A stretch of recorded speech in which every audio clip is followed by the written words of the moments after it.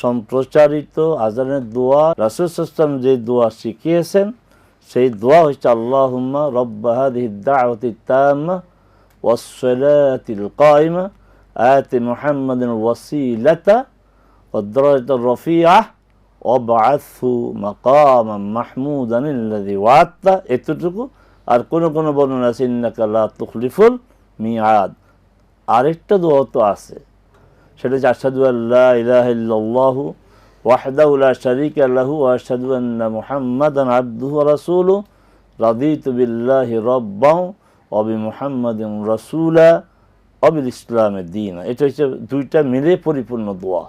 কিন্তু আবারও বলছি দুঃখের সাথে, আলেমরা এই অংশটা আমাদেরকে জানায় না।